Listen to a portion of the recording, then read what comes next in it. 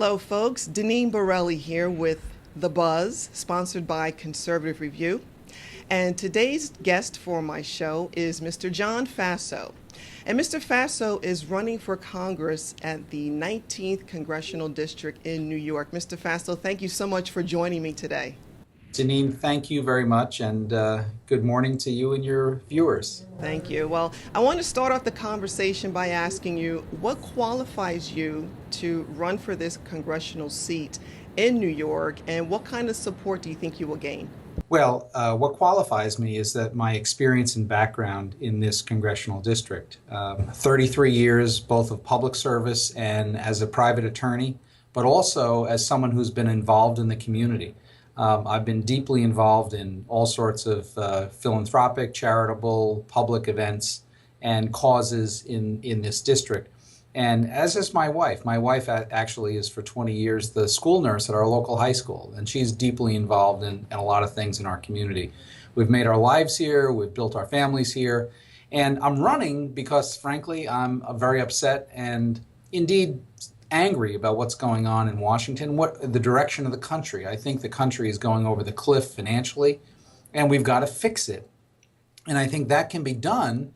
We have the capacity to do it, but right now we're not doing it. And just one other thing I wanted to say, it's just so folks know where the 19th District is. It's a large span of the Mid-Hudson Valley, the Capital Region, near Albany, all the way down south of Poughkeepsie in Dutchess County, and then it goes virtually all of the Catskills out to central New York, to Cooperstown, for instance, where the Hall of Fame is.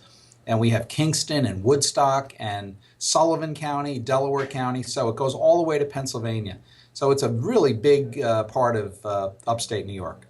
That's great. Okay, so tell me, what are some of the key issues within the congressional district, and how do you plan to address these issues? Overwhelmingly, the issue is jobs and economy. More than 1 million people have fled upstate New York in the last 10 years alone. This congressional district, every one of the 11 counties in the district has lost population in the last 5 years. And overwhelmingly, what people tell me is that high property taxes are driving them away if they're a senior and they're retiring. And young people, frankly, don't often have the opportunities to come back here when they graduate from college or get out of the service, etc. So overwhelmingly, the issue is the economy. The slow growth Obama economy is really killing upstate New York. And it's a combination, frankly, of terrible policies from Andrew Cuomo, who's perhaps one of the worst governors we've ever had in this state, and the slow growth policies and regulatory policies of the Obama administration combined. That's why 1 million people have left upstate New York in the last 10 years. And one question, is this area, is there hydraulic fracturing in this area or locally? No, Governor Cuomo effectively banned it through regulation a couple of years ago. The areas in New York State are basically where gas development could occur would be right along the Pennsylvania border, in the very southern portions of this district, potentially. But the vast majority of the natural gas extraction that could occur would be Broome County, Tioga County, Allegheny County, Cattaraugus County, Chemung County, most of which is west. We have one small portion of Broome County in this district, the town of Sanford, but most of the gas development would take place west of the location of this district.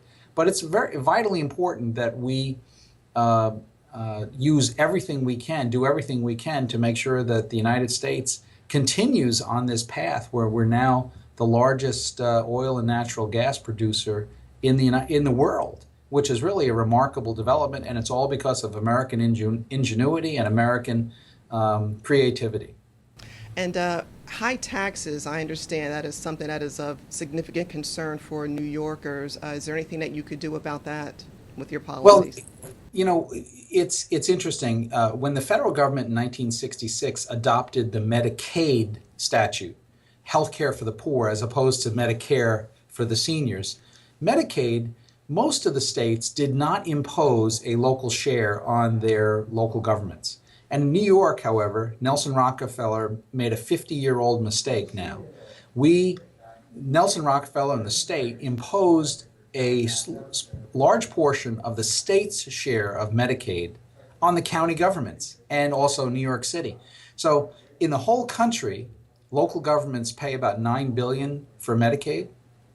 $7.5 billion of it is paid by local governments in New York State. And what this means, in this district, an average of 42% of the county property tax is going to pay for Medicaid. So my first proposal, if elected, would be to amend federal law to eliminate the ability of a state to impose this burden on the local property taxpayers. It's a killer. Sure. And the other question I want to ask you, overall, what basically distinguishes you from your opponent that is running against you in this primary?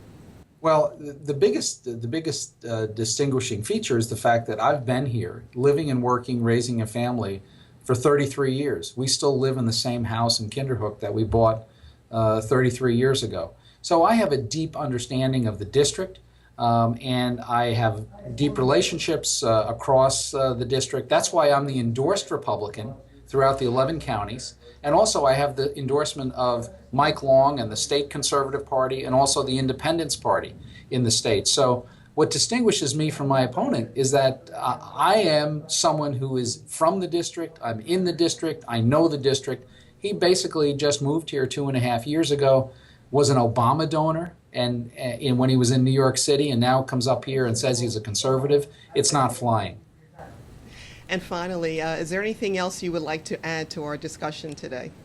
Well, one other thing that's vitally important, and this is an area where I think if I'm elected, I think we can work across party lines to get something done. It's the terrible scourge of heroin and prescription drug abuse. This is devastating communities all throughout the 19th Congressional District and in many rural areas of our country. And I talk to district attorneys and prosecutors and local substance abuse providers. It's all the same story. There's not enough treatment.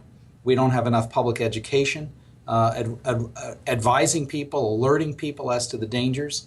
And we've got to also change the policies on this overprescribing of prescription painkillers. 75% of the people that go to heroin start with prescription painkillers. So this is a national problem we've got to address. All right, sir. Well, listen, thank you very much for your time today. I do appreciate you coming on the show. Deneen, thank you so much. Great to be with you.